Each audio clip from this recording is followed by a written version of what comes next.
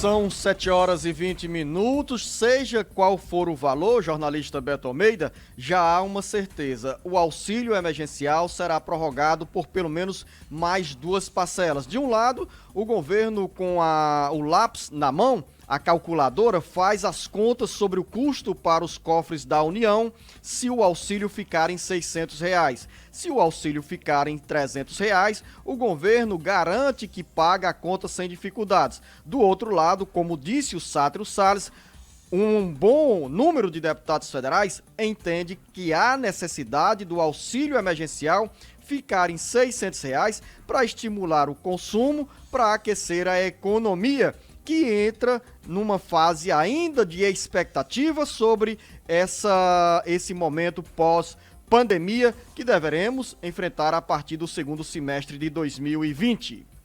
Beto Almeida, análise política com credibilidade e isenção. Bom dia, né? Mais uma vez, bom dia aos nossos ouvintes. Olha só, Luciano, eu acho que a grande queda de braço, vamos dizer assim, o grande embate vai se dar em torno do valor dessas parcelas extras do auxílio emergencial. Por que isso? Porque a bancada de oposição, principalmente no Congresso Nacional, defende, Luciano, que o governo mantenha os valores atuais de R$600 e, logicamente, para as mães solteiras de R$1.200. Mas não é isso que a equipe econômica quer e, principalmente, diz que não há verba em caixa para isso. Então, na expectativa do governo, inclusive o presidente Bolsonaro, na semana que passou, já disse claramente 2 parcelas extras num valor de R$300 cada. É isso que o governo quer. Não quer dizer o seguinte, Luciano, que nesse embate, na troca de ideias, ele também não ceda um pouco em relação a isso, claro, que aí vem uma negociação política, vem a pressão popular, inclusive já tem várias entidades se articulando com documentos, com pressão sobre os congressistas, com pressão sobre o Congresso Nacional, para fazer valer o pagamento do auxílio emergencial estendido, além das 3 parcelas iniciais, no valor de 600. E não é por outra coisa não, Luciano. O governo, na realidade, tem interesse também em manter essas 2 parcelas extras. Você disse a razão, principalmente. Precisa reativar a economia. E o governo sabe o seguinte, passadas as 3 parcelas, virá, como se diz, Luciano, o rescaldo. E não dá para simplesmente largar essa população informal de uma hora para outra sem esse auxílio. Isso é que é o fato. São 7 horas e 23 minutos. Jornalista Beto Almeida, sentimos nesta segunda semana, após o afrouxamento, a flexibilização dessas regras de isolamento social, a cidade de Fortaleza, principalmente entre as 184 cidades do Ceará, registrando um movimento já cedo maior em relação a dias anteriores. Hoje, como nós abrimos o jornal Alerta Geral falando, novos setores da economia têm atividades retomadas, claro, e há uma necessidade tanto do poder público em fiscalizar quanto das empresas e dos trabalhadores terem cuidado sobre medidas essenciais para evitar a propagação do coronavírus. A doença não foi embora, o vírus ainda está circulando, então é preciso que as pessoas não negligenciem com a própria saúde e tomem esses cuidados importantes como a higienização das mãos, o uso da máscara para evitar, para barrar um pouco aí a expansão da doença.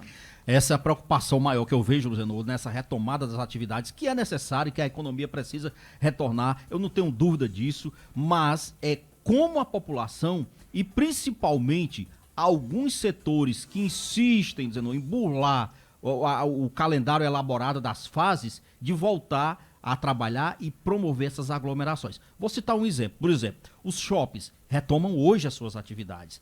Luzenor de Oliveira, os shoppings só retornam com 30% da sua capacidade. Ou seja, não vai ter cinema, não tem praça de alimentação, mas serviços vão funcionar, as lojas vão estar funcionando, ali, a meia boca, como se diz, não precisa de aglomeração. As pessoas acho que precisam cair a ficha em relação a isso. Eu já vejo assim, nas redes sociais, aquela ansiedade, uma certa expectativa das pessoas em querer voltar aos shoppings. Lembrando, por mais cuidados que os shoppings tomem, adotem nas medidas de precaução, dizendo, são ambientes fechados, ambientes em que naturalmente se recebe aglomerações, pessoas de todos os lugares, não apenas de Fortaleza, é bom que se diga também, mas principalmente um ambiente que ele em si precisa ser frequentado com muito cuidado, com muita cautela. E eu estou citando os shoppings, mas esse é só um exemplo. A gente pode falar, por exemplo, de torres comerciais que nós temos aqui em Fortaleza, por exemplo. Você imagina o que é um prédio comercial no retorno de atividades, que nós temos atividade de escritório, de advocacia. Esses prédios comerciais, eles precisam também ter a volta num retorno muito controlado. E aí, a gente vê, por exemplo, que os cientistas que auxiliam aquele comitê do científico que auxilia os governadores do Nordeste, tem muitas reservas com essa liberação antecipada, e não é nem antecipada, mas com a liberação, Luzenor, prévia demais no entendimento deles de muitas atividades. É um grande teste. Eu diria que o seguinte, semana passada, como o governador Camilo Santana e o prefeito Roberto Cláudio falaram, era uma fase prévia, inicial de teste. Essa não, é valendo. Vamos ver como é que isso vai se comportar, e quando eu digo se comportar, é com resultados, Zenô, que me preocupa, é daqui, por exemplo, a 10 dias.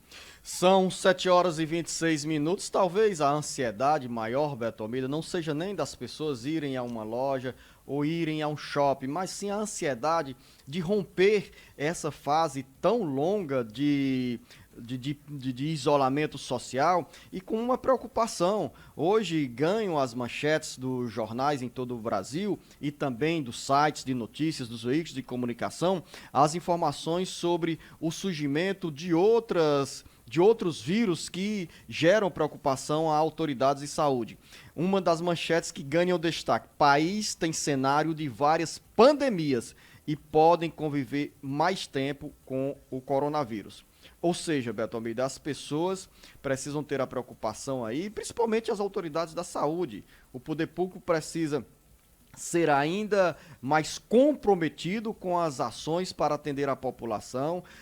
Antes de atender as pessoas nos hospitais, ter também o poder público campanhas permanentes para que a população fique sempre atenta a essas condições de higienização, para evitar a ampliação do número de vítimas da Covid-19. Então, essa manchete aí que hoje está no jornal Estado de São Paulo: país tem cenário de várias pandemias e pode conviver mais tempo com coronavírus. A gente não pode esquecer, que eu não vou chamar de pandemia, mas é uma endemia que nos preocupa muito.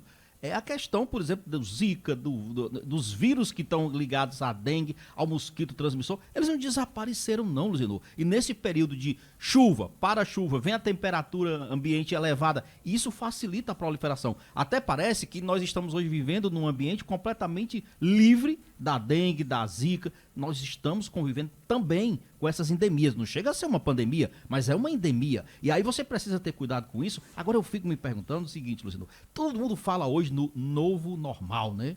O que é esse novo normal? É exatamente as condições de que cada um de nós retorna e retoma suas atividades no pós-pandemia. Todo mundo hoje, eu estou voltando, assim, de forma mais concreta, presencial aqui no estúdio, você também, mas eu imagino que a minha perspectiva, a minha expectativa nesse retorno é de muita cautela. Muita cautela. Então, por que isso? Porque simplesmente as coisas não estão tranquilas. A situação não está completamente resolvida. Nós não temos uma vacina, nós ainda não temos equipamentos de respiradores suficiente, nós não temos ainda leitos de UTI suficiente. Então, qual é realmente a tranquilidade que você tem para sair de casa e retomar o trabalho? Então, o novo normal exige isso. Responsabilidade de cada um.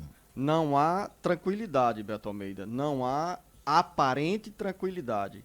Por isso que eu falo assim, as pessoas precisam ter cautela, as autoridades de saúde não podem negligenciar, não podem ser displicentes, porque o vírus está circulando.